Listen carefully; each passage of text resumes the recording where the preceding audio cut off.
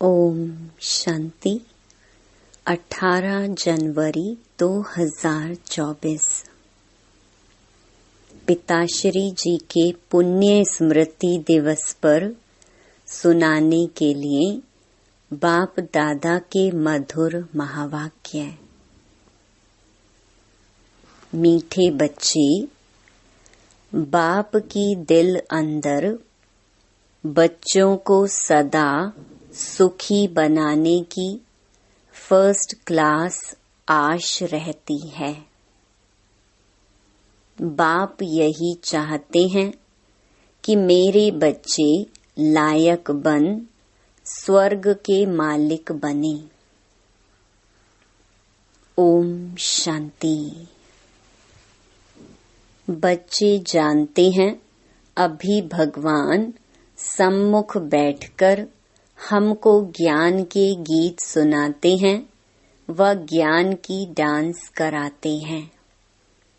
इस ज्ञान डांस से तुम देवताओं मुहाफिक सदा सुखी और हर्षित रहेंगे। भगवान को ही बेहद का बाप व विश्व का रचयिता कहा जाता है। आत्मा समझती है बाबा हमारे लिए स्वर्ग की सौगात लाए हैं। वही रचयिता है। स्वर्ग का मालिक बनाने के लिए राजयोग सिखाते हैं। कहते हैं बाप को और विश्व के मालिक पने को याद करो। बाप बेहद का मालिक है तो जरूर बेहद की बड़ी दुनिया ही रचेंगे।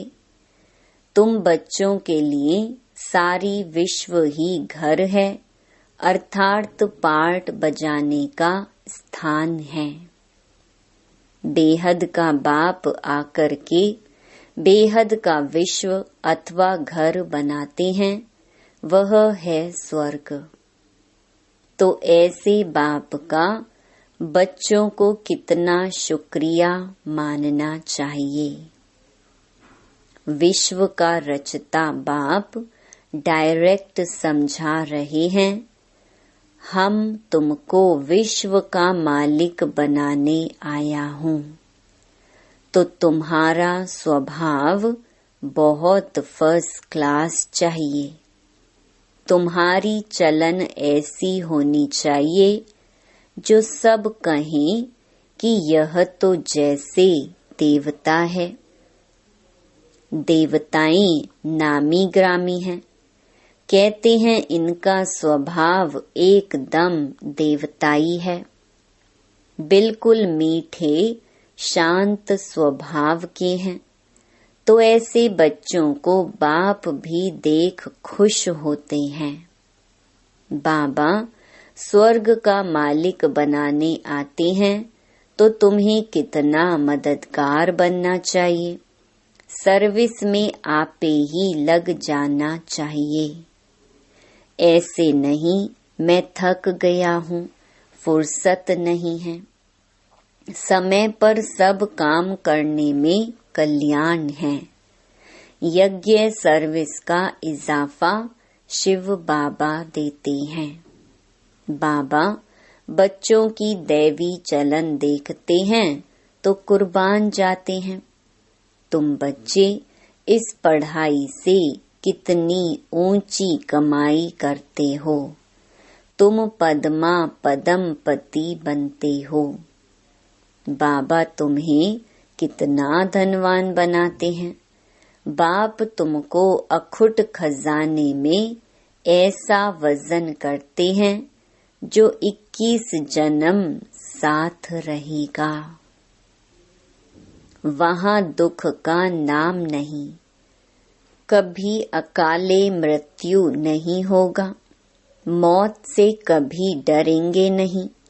यहाँ कितना डरते हैं, रोते हैं। तुमको तो खुशी है। यह पुराना शरीर छोड़ जाए, नई दुनिया में प्रिंस बनेंगे। तुम इस पुरानी दुनिया से ममत्व मिटाते रहो। इस देह को भी भूलते जाओ। हम आत्मा इंडिपेंडेंट हैं, बस एक बाप के सिवाय और किसी की याद ना आए। जीते जी जैसे कि मौत की अवस्था में रहना है, इस दुनिया से मर गए। कहते भी है ना, आप मोए मर गई दुनिया। शरीर के भान को उड़ाते रहो, एकांत में बैठ यह अभ्यास करो। बाबा, बस अभी हम आपकी गोद में आए की आए। एक की याद में शरीर का अंत हो, इसको कहा जाता है एकांत।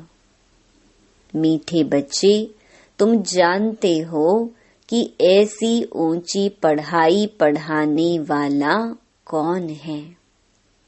इस चैतन्य डिब्बी में चैतन्य हीरा बैठा है, वही सत चित आनंद स्वरूप है। सत बाप तुम्हें सच्ची सच्ची श्रीमत देते हैं।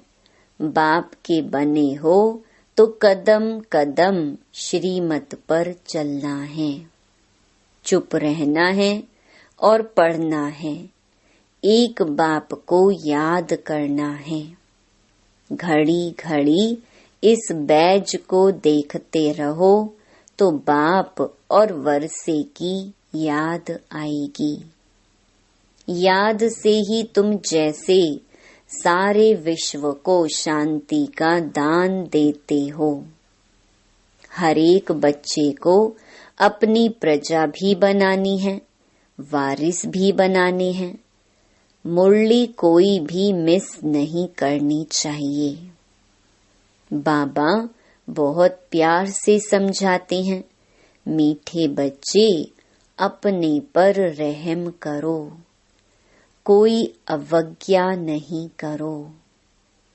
जो खुशबूदार फूल हैं वह खींचते हैं, जो जैसा है ऐसी सर्च लाइट लेने की कोशिश करते हैं।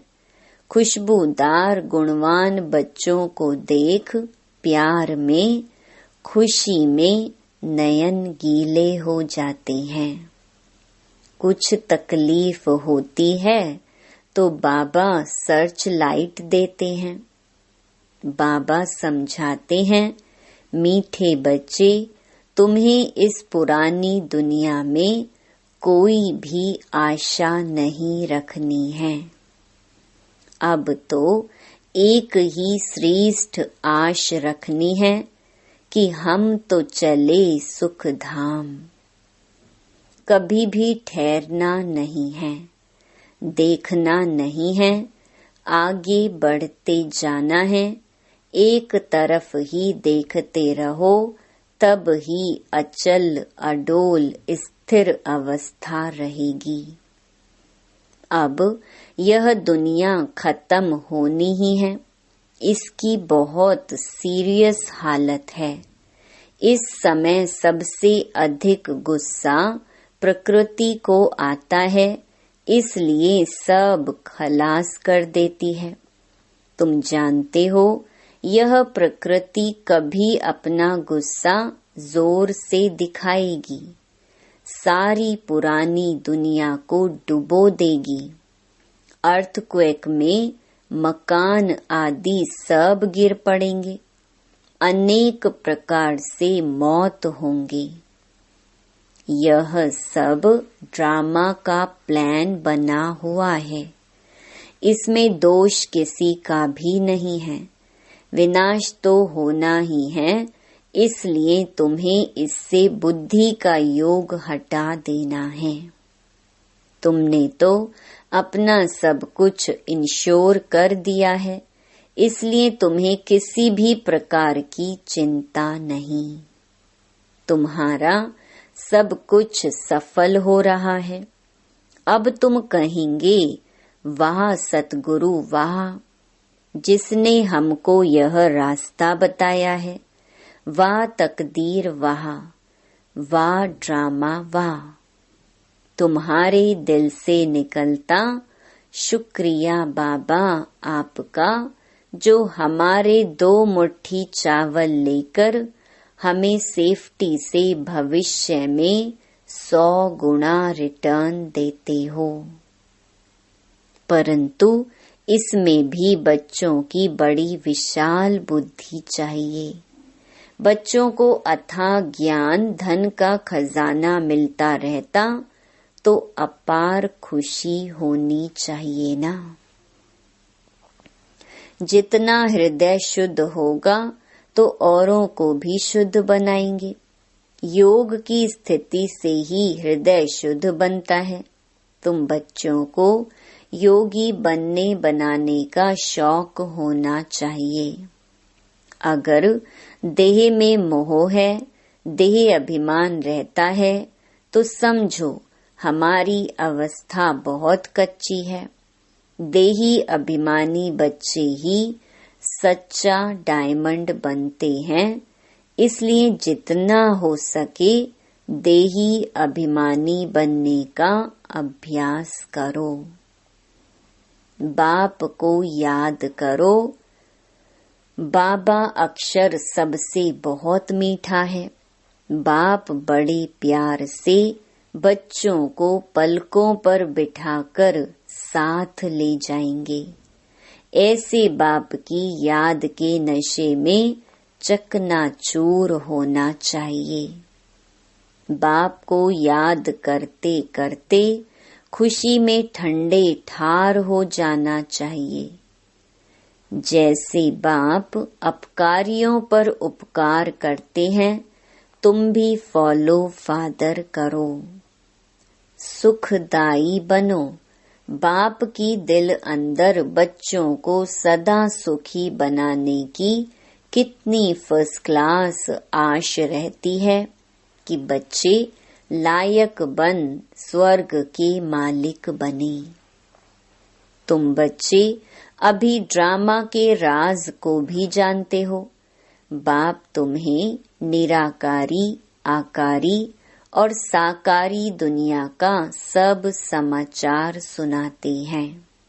आत्मा कहती है, अभी हम पुरुषार्थ कर रहे हैं नई दुनिया में जाने के लिए।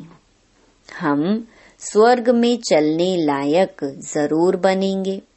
अपना और दूसरों का कल्याण करेंगे। अच्छा बाप मीठे बच्चों को समझाते हैं। बाप दुख हरता सुख करता है, तो बच्चों को भी सबको सुख देना है। बाप का राइट हैंड बनना है। ऐसे बच्चे ही बाप को प्रिय लगते हैं। शुभ कार्य में राइट हाथ को ही लगाते हैं, तो बाप कहते हर बात में राइचियस बनो। एक बाप को याद करो तो फिर अंतमति सुगति हो जाएगी। इस पुरानी दुनिया से ममत्व मिटा दो। यह तो कब्रिस्तान है। धंधा धोरी बच्चों आदि के चिंतन में मरे तो मुफ्त अपनी बर्बादी कर देंगे। शिव बाबा को याद करने से तुम बहुत आबाद होंगे। देह अभिमान में आने से बर्बादी हो जाती है। देही अभिमानी बनने से आबादी होती है। धन की भी बहुत लालच नहीं रखनी चाहिए। उसी फिक्रात में शिव बाबा को भी भूल जाते हैं।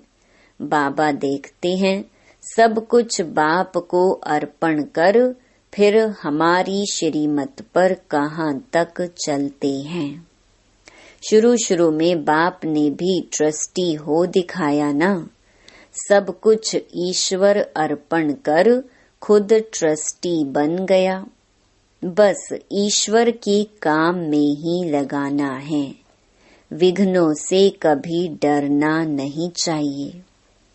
जहाँ तक हो सके सर्विस में अपना सब कुछ सफल करना है। ईश्वर अर्पण कर ट्रस्टी बन रहना है। अच्छा, मीठे मीठे सिकिलधे बच्चों प्रति मात पिता बाप दादा का याद प्यार और गुड मॉर्निंग। रूहानी बाप की रूहानी बच्चों को नमस्ते।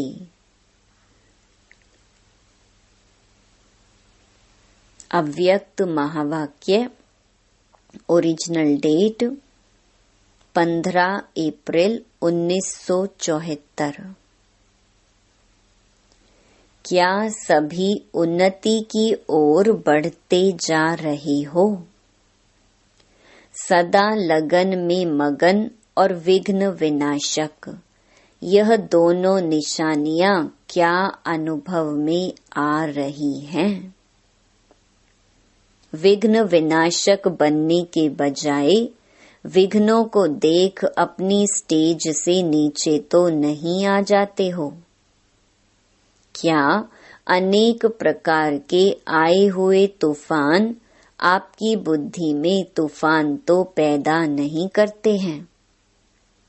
जैसे कोई के द्वारा तोहफा मिलता है तो बुद्धि में हलचल नहीं होती है बल्कि उल्लास होता है।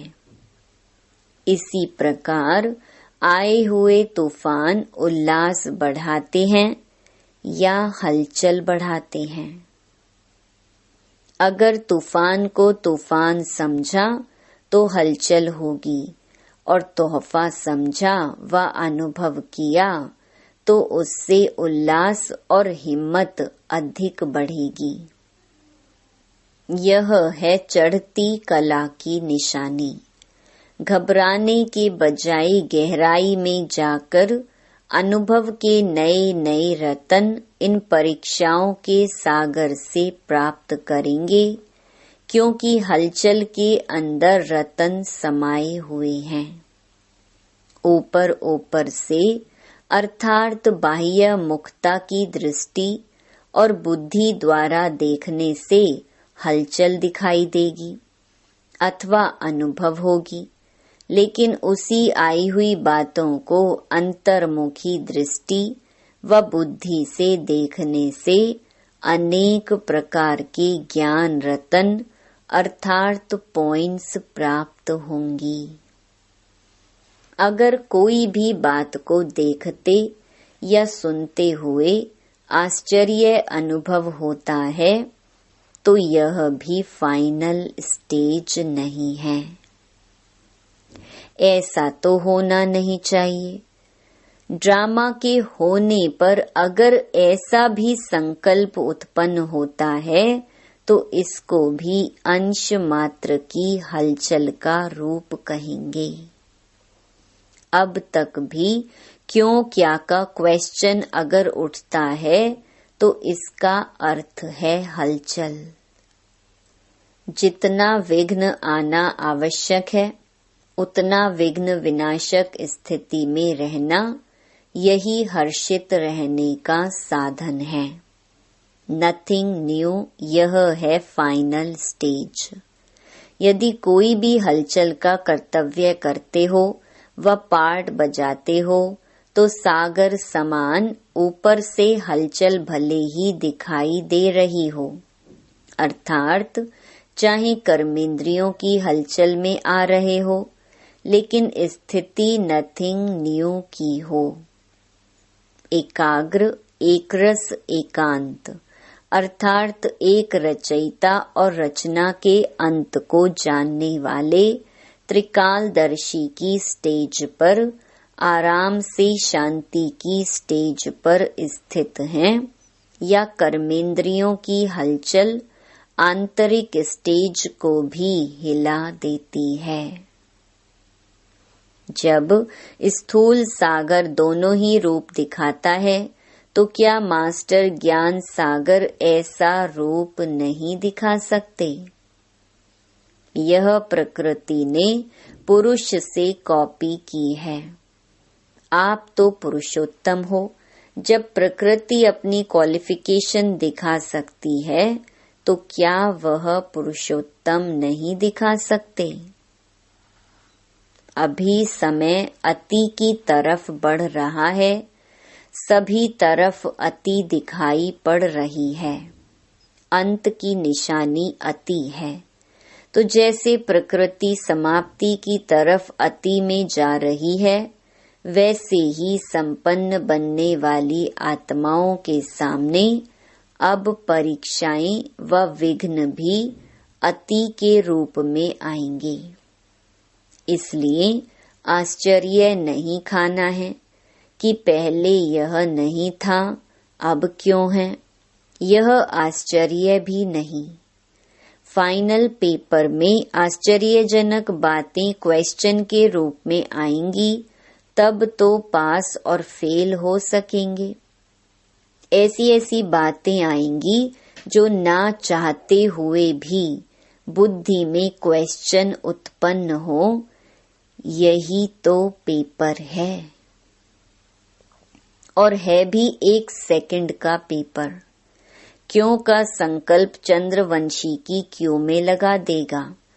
इसलिए एकरस स्थिति में स्थित होने का अभ्यास निरंतर हो। समस्या की सीट को संभालने नहीं लग जाओ, लेकिन सीट पर बैठ समस्या का सामना करना है। अभी तक समस्या सीट की याद दिलाती है, विघ्न आता है तो विशेष योग लगाते हो और भट्ठी रखते हो। इससे सिद्ध होता है कि दुश्मन ही शस्त्र की स्मृति दिलाते हैं, लेकिन स्वतः और सदा स्मृति नहीं रहती। निरंतर योगी हो या अंतर वाले योगी हो, टाइटल तो निरंतर योगी का है ना। दुश्मन आवे ही नहीं, समस्या सामना ना कर सके, सूली से कांटा बनना, यह भी फाइनल स्टेज नहीं है। सूली से कांटा बने, उसके बजाय कांटे को योगाग्नि से दूर से ही भस्म कर दें। कांटा लगे और फिर निकालो, यह फाइनल स्टेज नहीं है। कांटे को अपनी संपूर्ण स्टेज से समाप्त कर देना, यह है फाइनल स्टेज।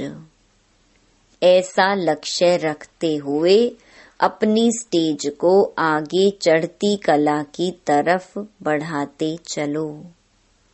बड़ी बात को छोटा अनुभव करना, इस स्टेज तक नंबरवार यथाशक्ति पहुँचे हैं। अब पहुँचना वहां तक है जो कि अंश और वंश भी समाप्त हो जाए। आप सभी हिम्मत, उल्लास और सर्व के सहयोगी सदा रहते हुए चल रहे हो ना। कलयुगी दुनिया को समाप्त करने के लिए व परिवर्तन करने के लिए, माया को विदाई देने के लिए संगठन अथवा घेराव डाला हुआ है ना। मजबूत घेराव डाला हुआ है, या बीच बीच में कोई ढीले हो जाते हैं अथवा थक जाते या चलते चलते रुक जाते हैं। ना आगे बढ़ना, ना पीछे हटना, जैसे के वैसे रहना, यह पाठ तो पक्का नहीं करते हो। समय धक्का लगाएगा तो चल पड़ेंगे, ऐसा सोचकर जहां के तहां रुक तो नहीं गए हो।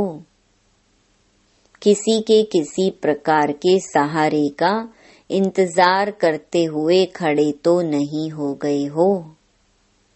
ऐसी स्टेज वालों को क्या कहेंगे? क्या इसको ही अंगद की स्टेज समझते हो? अगर ऐसे रुक गए तो फिर लास्ट वाले फास्ट चले जाएंगे। जब भी पहाड़ों पर बर्फ गिरती है और जम जाती है तो रास्ते रुक जाते हैं। फिर उस बर्फ को गलाने के लिए व उसे हटाने के लिए पुरुषार्थ करते हैं। यहाँ भी अगर बर्फ के मुहाफिक जम जाते हो तो इससे सिद्ध होता है कि योग अग्नि की कमी है। योग अग्नि को तेज करो तो रास्ता क्लियर हो जाएगा। मिली हुई हिम्मत और उल्लास के पॉइंट्स बुद्धि में दौड़ाओ, तो रास्ता क्लियर हो जाएगा। पुरुषार्थ की गति में अंगद बनो, माया से हार खाने में अंगद नहीं बनो, बल्कि विजयी बनने के लिए अंगद बनो। अच्छा, ऊंच ते ऊंच बाप द्वारा पालना लेने वाले, विश्व की पालना करने वाले, विष्णु कुल की श्रेष्ठ आत्माएं, प्रकृति को परिवर्तन करने वाली पुरुषोत्तम आत्माएं, विश्व के आगे साक्षात मूर्त प्रसिद्ध होने वाली आत्माएं, योगी तू आत्माओं के प्रति बाप दादा का याद प्यार और गुड मॉर्निंग। वरदान। सेवा में रहते संपूर्णता के समीपता की अनुभूति करने वाले ब्रह्मा बाप समान एग्जाम्पल भव। जैसे ब्रह्मा बाप सेवा में रहते, समाचार सुनते, एकांतवासी बन जाते थे। 1 घंटे के समाचार को 5 मिनट में सार समझ बच्चों को खुश करके अपनी अंतर्मुखी एकांतवासी स्थिति का अनुभव करा देते थे। ऐसे फॉलो फादर। ब्रह्मा बाप ने कभी नहीं कहा कि मैं बहुत बिजी हूँ, लेकिन बच्चों के आगे एग्जाम्पल बने। ऐसे समय प्रमाण अभी इस अभ्यास की आवश्यकता है। दिल की लगन हो तो समय निकल आएगा और अनेकों के लिए एग्जाम्पल बन जाएंगे। स्लोगन। हर कर्म में कर्म और योग का अनुभव होना ही कर्म योग है। अव्यक्ति साइलेंस द्वारा डबल लाइट फरिश्ता स्थिति का अनुभव। सदा यही लक्ष्य याद रहे कि हमें बाप समान बनना है। तो जैसे बाप लाइट है, वैसे डबल लाइट। औरों को देखते हो तो कमजोर होते हो, इसलिए सी फादर फॉलो फादर करो। उड़ती कला का श्रेष्ठ साधन सिर्फ एक शब्द है, सब कुछ तेरा। मेरा शब्द बदल तेरा कर दो। तेरा हूँ तो आत्मा लाइट है, और जब सब कुछ तेरा है तो लाइट माना हल्के बन गई। ओम शांति।